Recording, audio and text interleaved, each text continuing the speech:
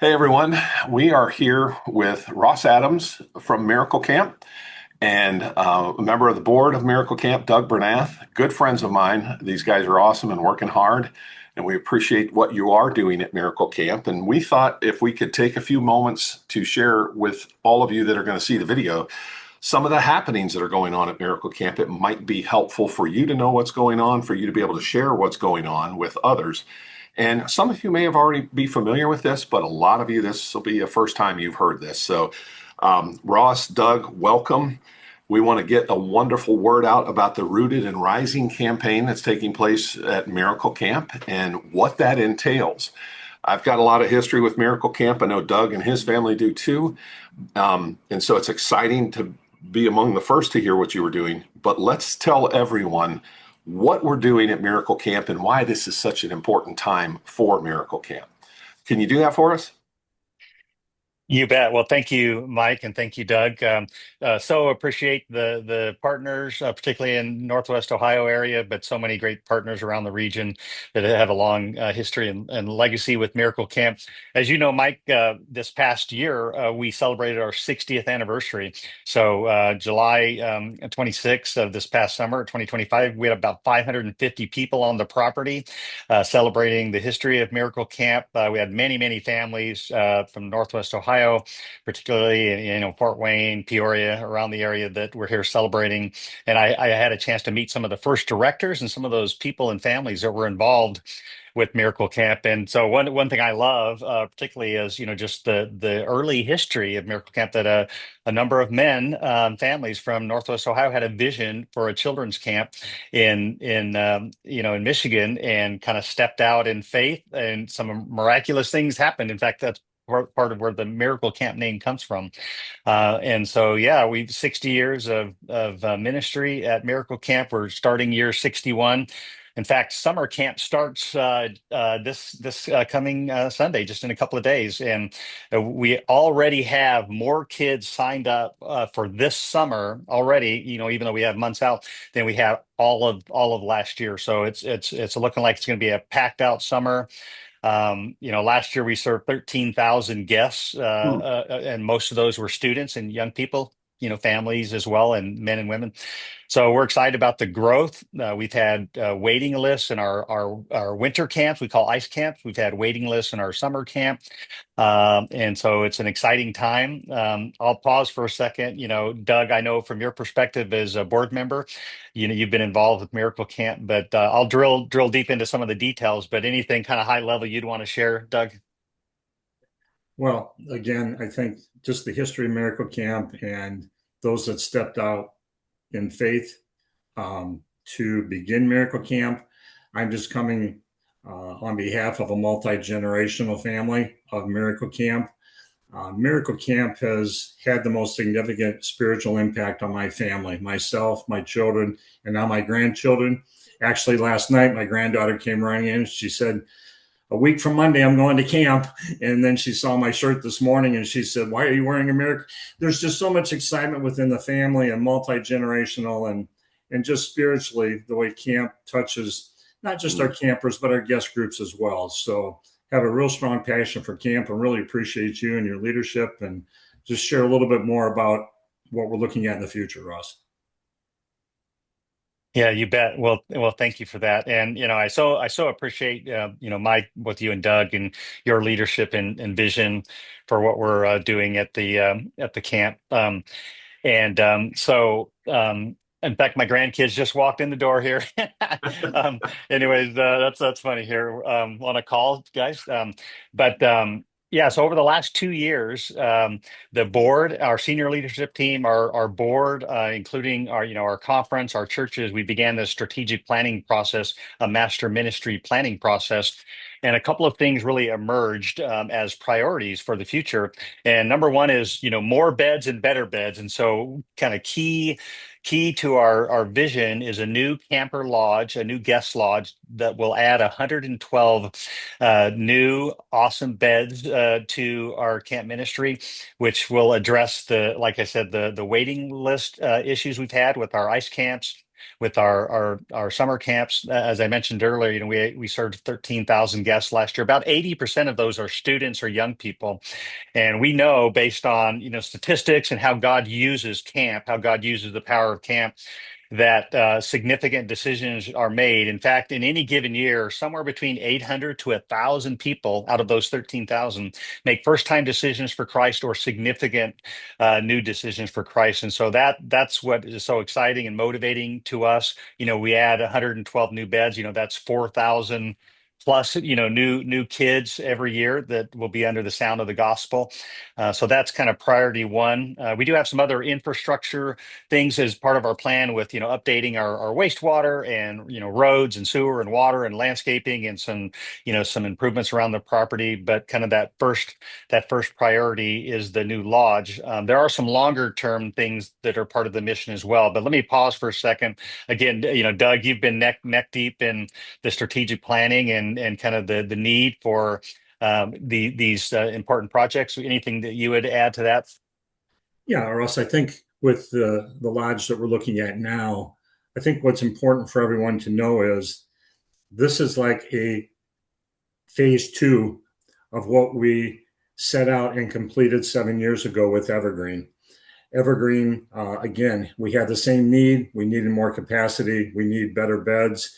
And we stepped out in faith, and Evergreen was basically constructed, put in place, and it's just been nothing but a positive experience, both from the camper experience as well as financially for camp. What we're looking at here, and I don't want to get off too far, but this is an investment in camp right now is what we're looking at. Because not only everything that Ross just shared, but also helping us be sustainable. It's helping us enhance the rest of campus. It's helping us enhance ministry in that with a facility like this, adding more beds, allowing more campers, it's helping us basically into the future as well. Yeah. Ross, if I could add, one of the things that you had shared with me that I felt like I really didn't know that, and it was helpful to understand. You just gave the statistics that about 80% of your 13,000 guests were young people. Right. But you have a rapidly growing group of adults that are coming for retreats or families that come for a special occurrence or occasion. And I think that's really unique because of it's not just a singular area of growth, it's really growth in all directions. And so those beds, although yes, they will be mostly used for young people, are also going to be used for adults that come for retreats or events. And I think that's the exciting part is seeing, you were talking about record levels of attendance and reservations. If we're going to continue to spread the word that Miracle Camp has done so well with the gospel, we've got to have more space. We've got to have more Miracle Camp. And so we've reached the point where, I love the fact that we get to say we've outgrown everything we had. And that if we don't come and expand, and particularly at this time, we're going to have to start saying no to people. And nobody wants to do that in the world of delivering the message of Christ. You don't want to say no to anybody. So Right. I think this is so exciting. And I love the fact that it is primarily focused on the young people, but it's also focused on adults and families as well. And it's Yeah, absolutely. multicultural, Mike. It's not just within our FEC, it's Right. multicultural, other denominations. I Yes. mean, Ross, you can just touch on that briefly, but that's Yeah. what's really, I think, the best kept secret of Miracle Camp is it's Miracle Camp Retreat Center. And that Yeah. retreat center is what's bringing outside groups to camp to be ministered Yeah. to. Very powerful. Yeah, absolutely. You talked about the other groups we serve. Students are obviously kind of in the bullseye of our priority because there's Mhm. fertile ground there for sharing the good news with young people. But with our man camps, women's retreats, family camps, even church leadership retreats, the Banks and Lodge Hotel is a great facility for that. Doug mentioned Evergreen that was completed about 7 years ago. Even though it's a youth centered facility, because the quality is so high with restrooms and showers and and great amenities and lounge spaces, it actually works really well for family retreats, for men's retreats, women's retreats, and the new lodge. Will also be at that standard of accommodations that will allow us to grow and serve families. ethnically, just in the last 4 or 5 years, we've had a significant boom in the Hispanic Latino community. In fact, Memorial Day weekend, we had 400 people here from a church association in the Chicago area, but we had people from Las Vegas, from Omaha, from Detroit, from Indianapolis that were here. And so we've had Arabic, Romanian, Russian, Polish,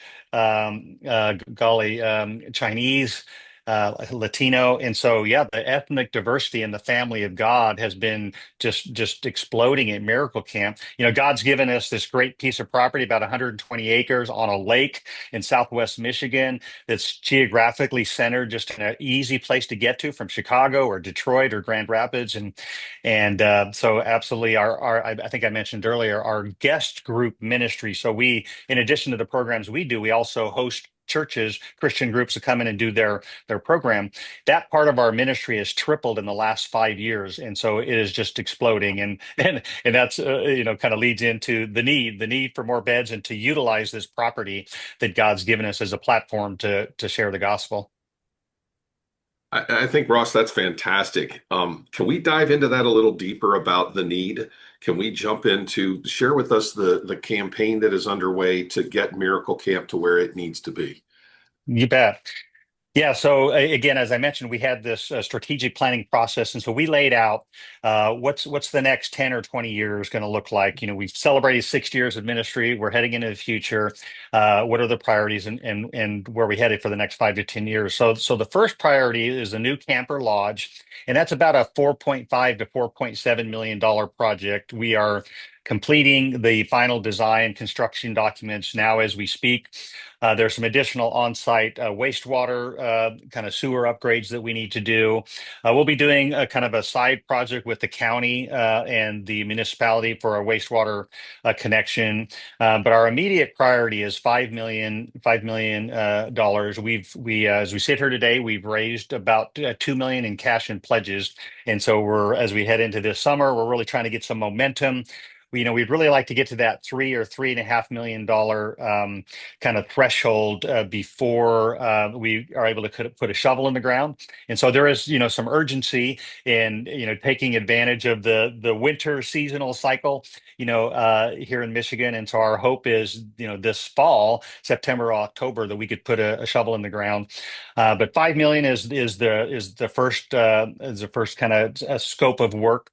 And then beyond that, we'll be, expanding, chapel space, dining space, additional lodging, and some of those other functionalities.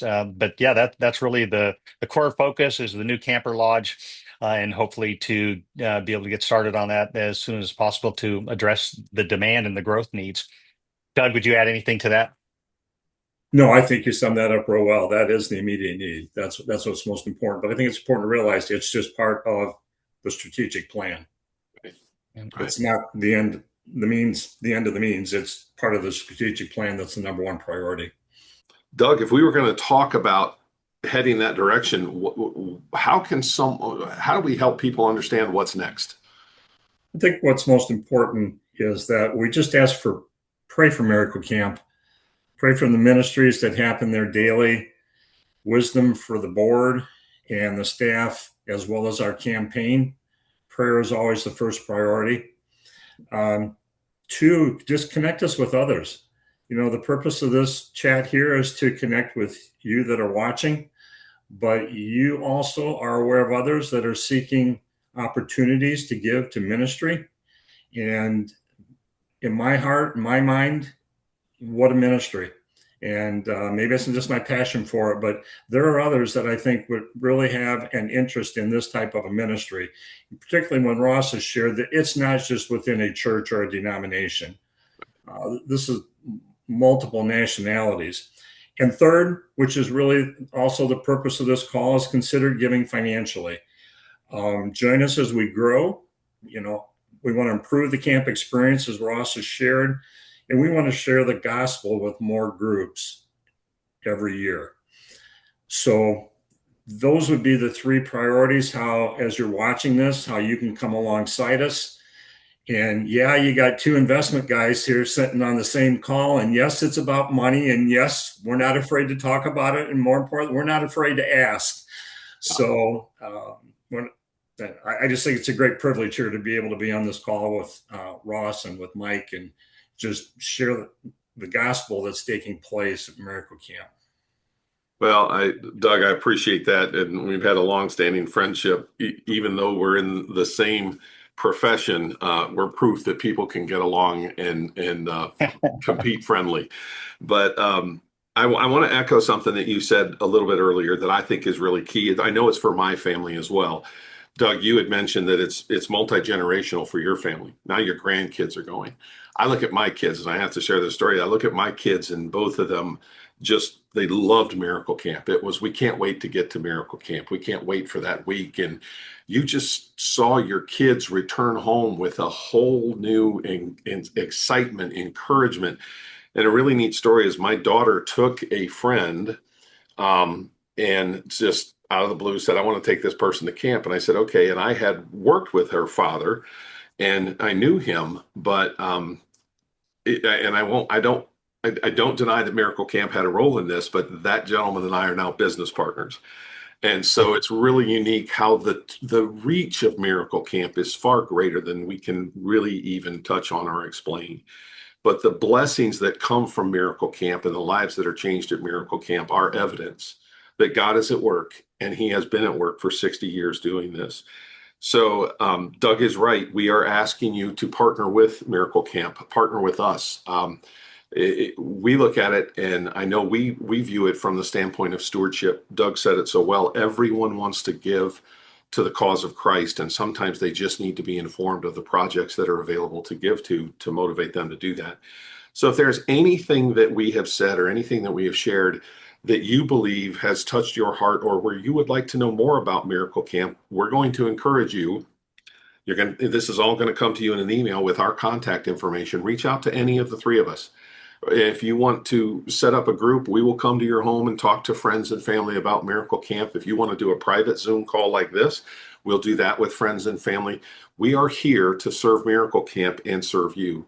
And that is really the key part of, if we're going to partner together in the cause of Christ, and the message of the gospel of Jesus Christ at Miracle Camp is being proclaimed daily.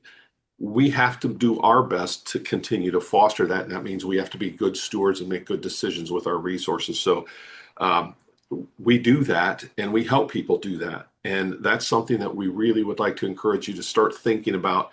How can you plug in with Miracle Camp? Whether it's through prayer, whether it's through connecting with others, whether it's through your personal resources and joining what we're undertaking at Miracle Camp, all of those are helpful to Miracle Camp and where we're headed. So please just know that any way that you can partner with us, we would love to see that happen. Ross, any thoughts you want to share with us to close us out? Yeah, well, thank you so much. Again, thanks to Mike and Doug.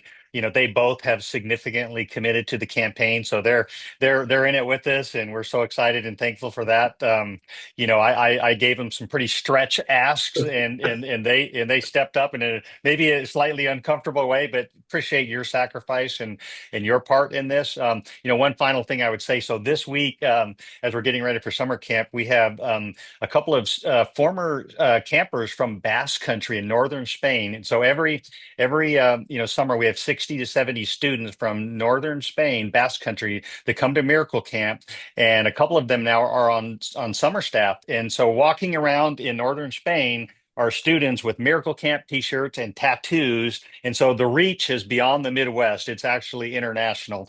And so thank you so much for, considering, praying for us, and connecting, being an ambassador and investing. There's no greater spiritual return on investment, I think, than the camp experience. So thank you for that. Yeah. Ross, that's fantastic. And that's another testimony of the reach of Miracle Camp. We just can't ever underestimate what God can do. I want to thank Doug. I want to thank Ross, and I want to thank everybody who's watching the video. We are so thankful for the time that you're investing in just this opportunity to learn more about Miracle Camp, and we look forward to connecting with you soon. So thank you, everyone. Appreciate your time, and we'll be in touch.